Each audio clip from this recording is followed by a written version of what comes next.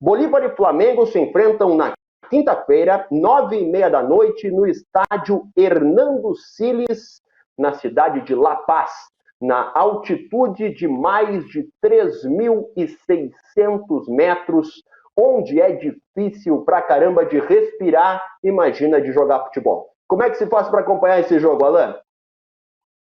Pois é, quinta-feira, 9h30 da noite, atração da ESPN e do Disney Plus. Vale mais uma vez enfatizar, não é mais Star Plus, os jogos da Disney, da ESPN, são transmitidos agora em streaming no Disney Plus. Verifique aí a sua assinatura antes de dar uma olhada nesse jogo, que vai ser sensacional, tenho certeza. O Flamengo sai com uma vantagem de 2 gols do Rio de Janeiro, mas vai jogar na altitude, então é impossível fazer projeções.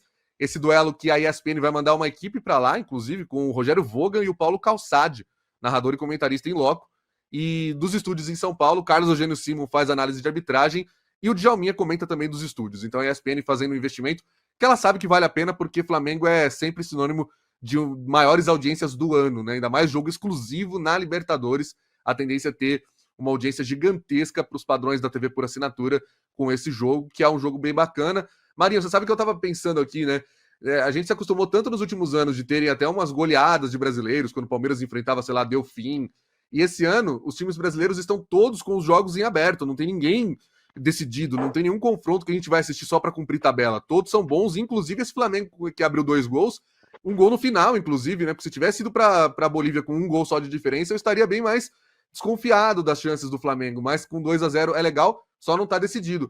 E o único jogo que acabou estando decidido, na minha opinião, é o que cruza com o Flamengo e Bolívar, né? Que é o Peñarol e The Strongest. O Peñarol venceu o primeiro jogo por 4-0. Não sei se o The Strongest, de repente, jogando também em casa, né? Na Bolívia e tudo mais, pode devolver os 4-0. Mas é um jogo interessante também de flamenguista acompanhar. E só pra gente completar o serviço, é no dia anterior, né? 7 da noite, com ESPN e Disney Plus também, The Strongest e Peñarol, para você, flamenguista, ficar de olho num possível adversário em quartas de final. Vamos ver o que vai rolar, o que a gente pode esperar em campo desse Bolívar e Flamengo.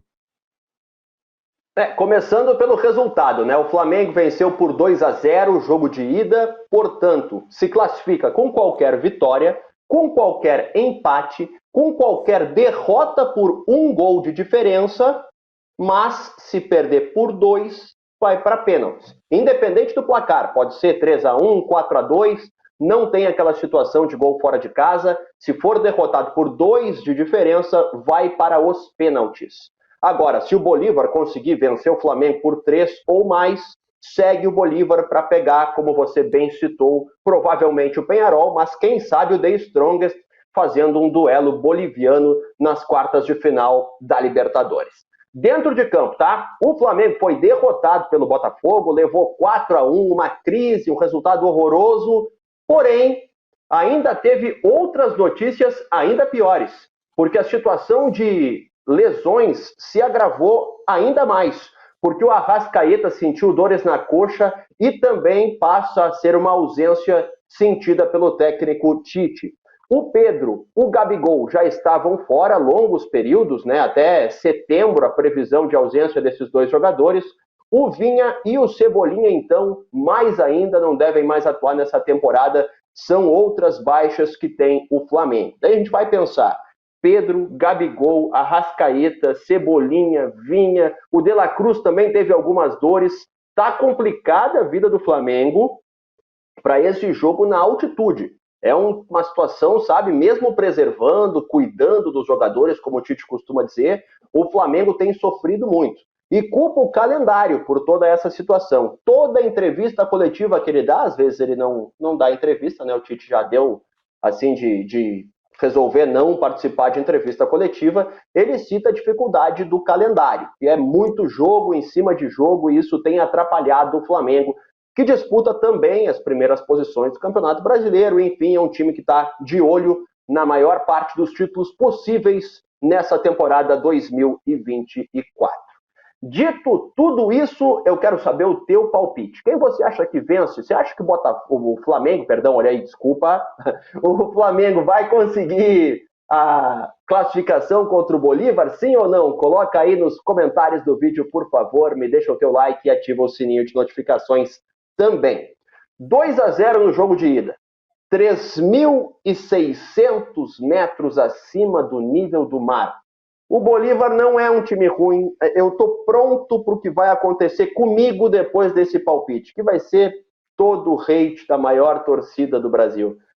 Mas eu acho que vai passar o Bolívar. Eu acho que vai dar Bolívar, que é um time que está longe de ser aquele boliviano bobo, sabe? O Bolívar é um time bem mais interessante que a maioria dos times da Bolívia. A altitude joga a favor deles, o Flamengo está todo desfalcado, não tem jogado tão bem. Então eu acho que avança o Bolívar. E aí, Alan? Não, eu até acho que o Bolívar ganha o jogo, mas acho que o Flamengo passa. Vai ser 2-1, por exemplo, pro Bolívar, que aliás foi o resultado da fase de grupos, né? Então, toda a dificuldade que a gente sabe que existe, mas o Flamengo tem um elenco qualificado, mesmo com as baixas, mesmo com as lesões.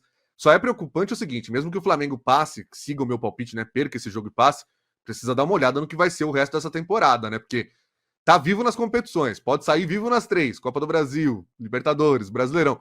Mas a que preço tá vivo em todas elas, né? Tá vivo respirando por aparelho nas três, se não melhorar essa situação de desgaste e tudo mais. O Tite fala de calendário, mas o calendário tá aí para todo mundo, né? O calendário tá para todos os times também. Então é bem complicado esse momento que o Flamengo vive. A temporada se decide nesses detalhes e a partir de agora vai ser isso. Mas eu acho que o Flamengo se mantém sim no sonho do tetracampeonato.